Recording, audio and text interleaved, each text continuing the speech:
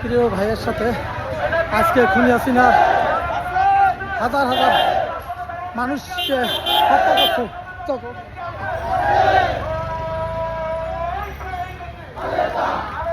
Zia Khaleda, Zia Khaleda, Zia Rahman, Tarique Rahman,